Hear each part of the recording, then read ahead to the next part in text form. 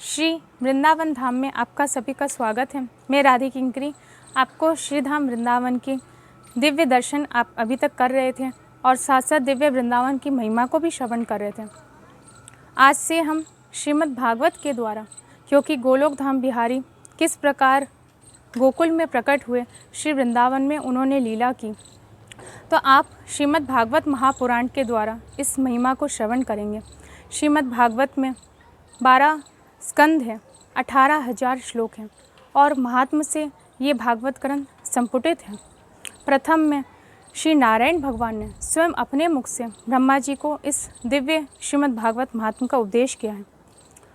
दूसरा, पद्म पुराण में 6 अध्यायों में इस दिव्य भागवत जी की महिमा को गाया गया है। और तीसरा, जब भागवत जी का विश्राम होता है 12वें स्कंद पे, तो वहाँ पर स्कंद पुराण के अंदर 4 अध्याय का महत्व वर्णन है। उसमें दिव्य भागवत की महिमा को गाया गया है और भागवत की कथा को करने की भी अलग अलग विधि हैं। जैसे सप्ताह ज्ञान यज्ञ, जिसमें एक सप्ताह में श्रीमद् भागवत को पूरा किया जाता है। दूसरा है जो 15 दिन की भागवत का पारायण होता है। तीसरा मासिक पारायण है, 1 महीने में भागवत जी का आराम से धीरे धीरे भागवत जी का पारायण होता है। और 1 वर्ष में भी भागवत का धीरे धीरे, उसको तामसी पारायण कहते हैं, उस प्रकार से भी पारायण भागवत का ना करने की अपेक्षा करना श्रेष्ठ माना गया है। तो आज से आप सभी श्रीमद् भागवत की कथा के द्वारा श्री कृष्ण लीला को श्रवण करेंगे और इस दिव्य वृंदावन धाम की महिमा को जानेंगे। अब श्रीमद् भागवत के महात्म को प्रारंभ करते हुए, जो कि पद्म पुराण के अंतर्गत 6 अध्याय का महात्म, जो कि भागवत जी के प्रारंभ में प्रथम स्कंद से पूर्व में दिया गया है, उसको श्रवण करें। सबसे पहले श्री वेदव्यास जी श्री कृष्ण भगवान के चरणों में, श्री राधा रानी के साथ में जो श्री कृष्ण हैं उनके चरणों में प्रणाम करते हैं और कहते हैं, सच्चिदानंद रूपाय विश्वोपत्यादि हेतवे तापत्रय विनाशाय श्री कृष्णाय वयं नुमः। भगवान के चरणों में प्रणाम किया है। सबसे पहले वेदव्यास जी कहते हैं, जब हम किसी के चरणों में प्रणत होते हैं, प्रणाम करते हैं, तो हम उस व्यक्ति में 3 बातें देखते हैं। प्रथम, कि उसका स्वरूप कैसा है, रूप कैसा है, वो दिखता कैसा है। दूसरा, वो करता क्या है, क्या कार्य वो करता है जिसके लिए हम उसके चरणों में प्रणत हों। और तीसरा, उस व्यक्ति का स्वभाव कैसा है। ये तीनों बातों को देखने के बाद ही हम किसी के चरणों में झुकते हैं, हमारा शीश कहीं पर प्रणत होता है।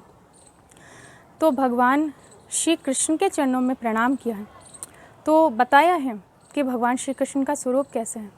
सच्चिदानंद रूपाय, भगवान का 3 रूप है, सत्य, चित और आनंद, ऐसा भगवान का स्वरूप है। भगवान परम सत्य हैं, क्योंकि आप यदि अभी पूछेंगे अभी कौन सा समय है, तो आप कहेंगे प्रातःकाल का समय। लेकिन क्या ये सत्य है? हाँ, ये सत्य है, लेकिन थोड़ी ही देर में जब समय बीतेगा तो मध्याह्न का समय हो जाएगा। ये परम सत्य नहीं है, सत्य तो है पर ये परम सत्य नहीं है। और जो श्री कृष्ण भगवान हैं वो परम सत्य हैं। इसलिए ऐसे परम सत्य, जो परम सत्य स्वरूप हैं, ऐसे श्री कृष्ण भगवान का जो कि चिदानंद है, चिदानंद अर्थात जिनका आनंद कभी समाप्त नहीं होता, जो सबके हृदय में, सबके घट घट में बसे हुए हैं। जिस प्रकार से आप सूर्य भगवान के नीचे 100 घड़े रख दें, उन 100 घड़ों में सूर्य भगवान का बिंब प्रकाशित होगा, लेकिन वास्तव में तो सूर्य ऊपर हैं। लेकिन आप उनके नीचे जितने घड़े रखते जाएंगे, उन सब में ही सूर्य भगवान का प्रकाश और बिंब प्रकाशित होगा। उसी प्रकार से सब घट घट में, सब व्यक्तियों के, सब मानवों के, चाहे हर जीव के हृदय में वो ही प्रकाश के द्वारा प्रकाशित हो रहे हैं। ऐसे चिदानंद उनका स्वरूप है। और तीसरा, उनका आनंद स्वरूप है, क्योंकि आप सुख का पर्यायवाची बता सकते हैं। सुख का पर्यायवाची है दुख, लेकिन आनंद का कोई पर्यायवाची नहीं है। जिसको आनंद की प्राप्ति हो जाती है, उसे कुछ प्राप्त करना शेष नहीं रहता। ऐसा भगवान श्री कृष्ण का सच्चिदानंद में विक्रय है। दूसरा, वो करते क्या हैं? विश्वोत्पत्त्यादि हेतवे, वो विश्व की उत्पत्ति करते हैं, पालन करते हैं और अंत में इसका संहार कर देते हैं। विश्व की उत्पत्ति भगवान किस प्रकार से करते हैं। ब्रह्मा जी का रूप धारण करके विश्व की उत्पत्ति करते हैं, फिर श्री हरि के रूप में, श्री विष्णु भगवान के रूप में इसका पालन करते हैं और अंत में श्री शंकर भगवान के रूप में प्रलय के द्वारा इसका अंत कर देते हैं, इसको अपने में ही समेट लेते हैं। ऐसे भगवान का कार्य है। जैसे छोटा सा बच्चा मिट्टी से खेलता है, मिट्टी से अनेक प्रकार के घर खिलौने बनाता है और फिर उसकी रक्षा भी करता है और फिर बाद में जाते जाते उसको तोड़ भी देता है, उसी प्रकार से भगवान का भी स्वभाव है। भगवान इस विश्व की उत्पत्ति करते हैं, इसका पालन करते हैं और अंत में फिर इसको अपने में ही विलीन कर लेते हैं, इसका संहार कर देते हैं। ऐसा भगवान का कार्य है। तीसरा, भगवान के स्वभाव के संबंध में कहा गया। भगवान का स्वभाव कैसा है, तो कहा जा रहा है कि तीनों प्रकार के तापत्रय विनाशाय श्री कृष्णाय वयम नुमः। तीनों प्रकार के ताप हैं। तीन प्रकार के कौन से ताप हैं? आध्यात्मिक, आदिदेविक और आदि भौतिक। ये तीन प्रकार के ताप हैं। आध्यात्मिक ताप वो है जो कि किसी कारणवश संसार में अनेक प्रकार से हमको भोगना पड़ता है। दूसरा प्रकार का है आदि भौतिक, जैसे कहीं बाढ़ आ गई, कहीं भूकंप आ गया, अर्थक्वेक आ गए, इस प्रकार के ये संसार में जैसे अभी कोरोना वायरस चल ही रहा है, ये ताप है।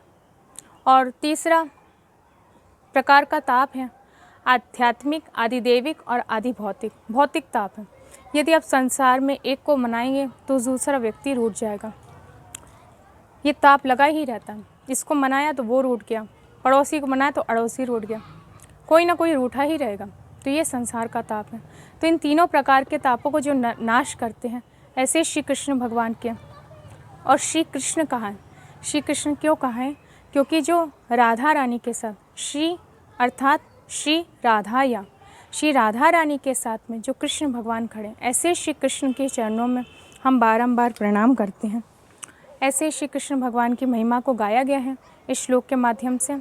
आप सभी आगे भी अनेक भागवत के धीरे धीरे क्रमानुसार श्लोकों को स्मरण करते हुए और भागवत की कथा को श्रवण करेंगे। जय जय श्री राधे, श्री कुंज बिहारी श्री हरदास, जय जय श्री वृंदावन वास। राधे राधे।